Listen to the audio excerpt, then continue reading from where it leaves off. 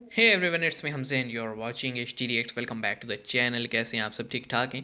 उम्मीद करता हूँ अच्छे होंगे, खैर खैरियत से होंगे। और आज जिस वीडियो पे हम बात करने वाले हैं वो पाकिस्तान से रिलेटेड तो नहीं है, लेकिन इंडिया से ज़रूर ताल्लुक़ शायद रखती है, क्योंकि इंडिया भी उस चीज़ पे काम कर रहा था।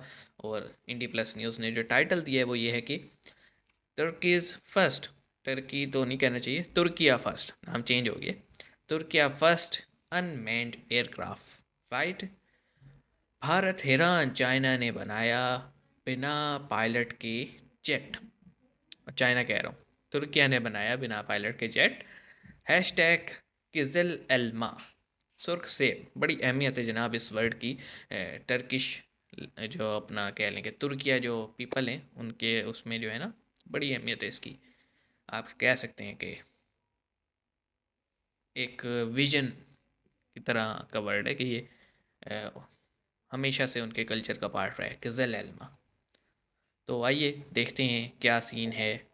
अनमैन्ड एयरक्राफ्ट तो हमने पहले भी देखे हैं यूएवीज की फॉर्म में, लेकिन जेट फिल्मी सीन हो गया थोड़ा।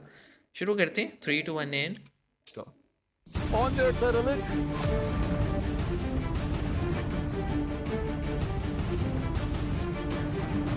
शेप तो जेट वाली है।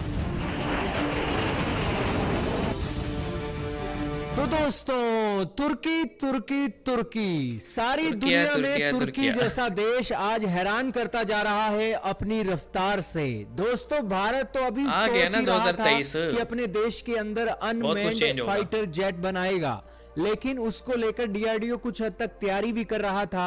लेकिन ओके, तुर्की वालों ने तो पहली उड़ा भी दिया। फ्लाइट भी कंडक्ट करवा दी है अपने देश के अंदर बनाए गए अनमैन्ड फाइटर जेट से। दोस्तों, तुर्की से किस तरीके से भारत सीख सकता है, इस फाइटर जेट की क्या डिटेल है और और अभी किस तरीके तुर्किया से पे पाबंदी तुर्की भी की बहुत है। प्राइवेट कंपनी ने बकायदा यहां पर पूरी वीडियो रिलीज की है। और बकायदा ये 18 मिनट तक जो इसे उड़ाया गया है अपने देश के अंदर फाइटर जेट को, वाकई किजल नहीं एल्मा, तुर्की की पीठ अच्छा नाम थपथपाना शायद यहां पर ही रखा है बनता इसका। है। दोस्तों, क्या है मामला, सारी बातें जानेंगे। बहुत इंपॉर्टेंट न्यूज है, तो शुरू करते हैं आज की इस वीडियो को। शुरू दोस्तों, तुर्की कीजिए। भले ही मुस्लिम मुल्क है, लेकिन इनके जो एक राष्ट्रपति हैं वो अपने देश को फिर से खलीफाओं का देश बनाना चाहते हैं और अपना ओटोमन एम्पायर फिर से हाँ, खड़ा स्थापित करना करना चाहते चाहते हैं। हैं। रशिया और यूक्रेन की जंग के बाद तो दोस्तों, तुर्की की डिफेंस इंडस्ट्री को एक नया उछाल देखने को मिला है, क्योंकि उनके TB2 ड्रोनों की बिक्री बहुत ज्यादा बढ़ गई है। यही कारण है कि TB2 ड्रोन बनाने वाली कंपनी बरेक्तार, उसने अपना एक नया फाइटर जेट बायराक्टर। निकाला है, जिस फाइटर जेट के अंदर कोई भी पायलट नहीं बैठता है। ये कंप्यूटरों के चलते इसे कंट्रोल किया जाता है, सैटेलाइटों के चलते कंट्रोल किया जाता है, और आसमान में ये अपने लेकिन मिशन क्या और इससे अपने मतलब वो ऑपरेशन कंडक्ट करवा एक सकता है। तुर्की ने इसका नाम क्या बाद में रखा बात है? करते हैं। तुर्की ने इसका नाम रखा है किजलिल्मा। दोस्तों, नाम बड़ा किजल्मा यार, उटपटंगा है, तुर्की की किजल लैंग्वेज में है। आपके सामने फोटो चल रही है, आप सुर्ख से अंदाजा लगा लो नाम क्या है। हम इसे नहीं किजल बोल एल्मा। सकते हैं क्योंकि हमारी जुबान पर नहीं है, तर्किश लैंग्वेज हमें समझ नहीं आती है। आसान है, तो बहुत दोस्तों, इजी है। ये है, ये अब दोस्तों तुर्की की नेवी, तुर्की की एयरफोर्स के चौकला अंदर है, चौकला इस्तेमाल है, बहुत होगा। आसान है। तुर्की के इस प्राइवेट कंपनी ने कहा है कि ये जो फाइटर जेट हमने बनाया है ना, ये हम एयरक्राफ्ट कैरियर पर भी लैंड करवाने वाले हैं। दोस्तों, क्या होता है, 14 दिसंबर को ये कंपनी अपना ये फाइटर जेट लेकर आती है और इसकी उड़ान भरवाती है।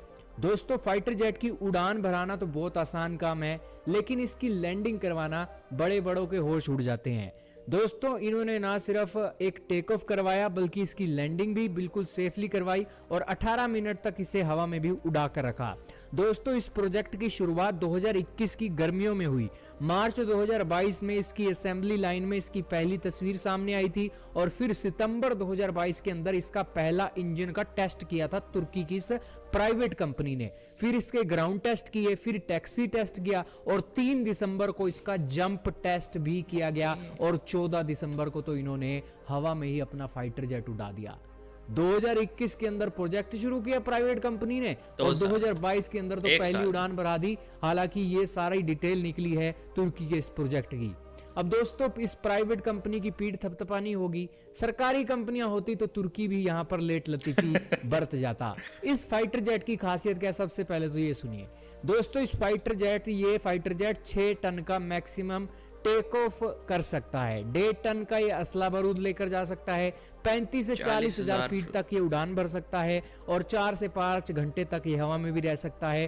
तुर्की की ये प्राइवेट कंपनी आने वाले सालों के अंदर इसके अंदर ऐसा रडार लगाएगी और 250 किलोमीटर तक मार करने वाली क्रूज मिसाइलें भी इसके अंदर लगाएगी, गाइडेड बम लगाएगी और बेसिकली एयरक्राफ्ट कैरियर में भी इसकी लैंडिंग करवा सकती है।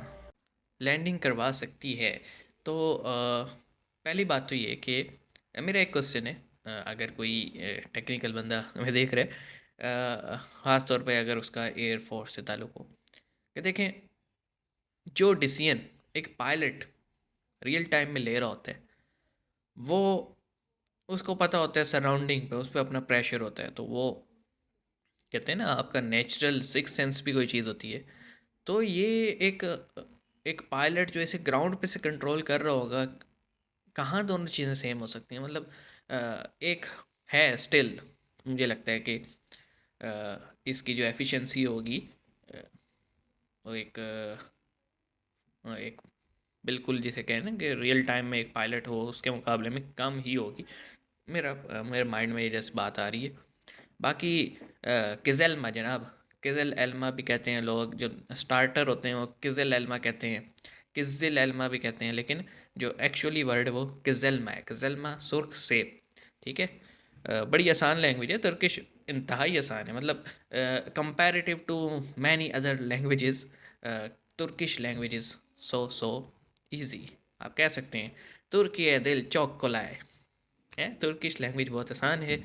बाकी लग जाता है, आपको कोई भी लैंग्वेज सीखनी हो, आप प्रॉपर टाइम दें तो 2 से 3 माह भी लग जाते हैं। लेकिन मुझे 1 साल लगा था, जिसमें मैंने तुर्किश लैंग्वेज इतनी सीख ली है कि मैं किसी तुर्किश बंदे से इंटरेक्शन ईज़िली कर सकता हूँ, उनकी न्यूज़ समझ सकता हूँ, और अपने फ़ारिग टाइम में ख़ुद से बातें कर सकते हैं, ठीक है।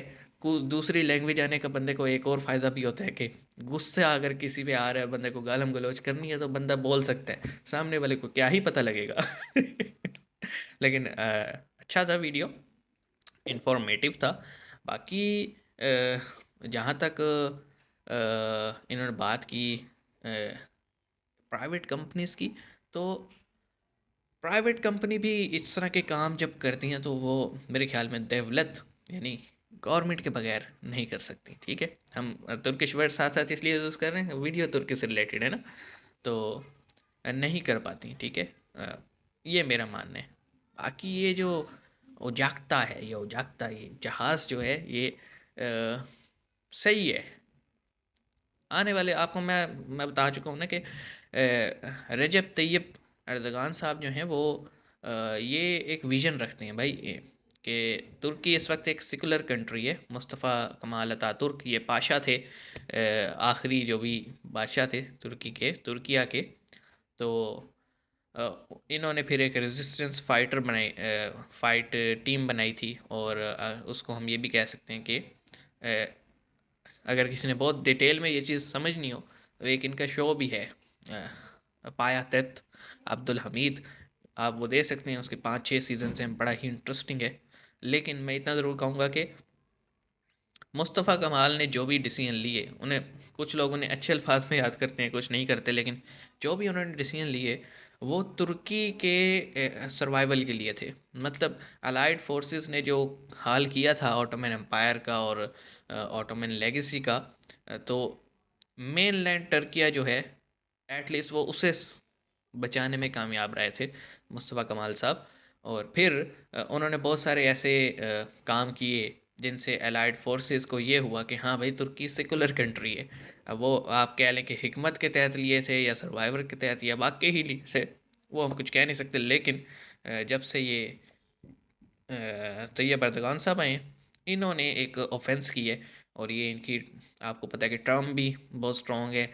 पब्लिक सपोर्ट आप देख सकते हैं इनके साथ कितने हैं, कि गोलन फाइटर्स और जो बगावत हुई थी इनकी आर्मी में, किस तरह से उसको इन्होंने पब्लिक सपोर्ट के साथ यानी हाल्क के साथ, आवाम के साथ जो है वो दबाया था, क्रश किया था। तो इस वक्त जो आर्मी, करंट आर्मी है तुर्किया की, और जो अवाम है, वो दोनों एक ही पेज पे हैं।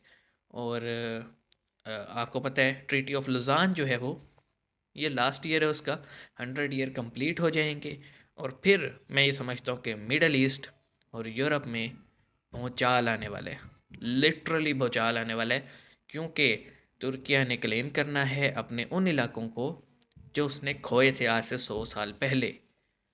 और फिर जो हम अभी आजकल ब्लॉग्स देखते हैं ग्लोबली, वो बहुत ज़्यादा चेंज होने वाले हैं। वक्त आने पे देखते हैं क्या होता है, लेकिन हमारी जर्नी 2023 की मुझे ना सौखी नहीं लग रही।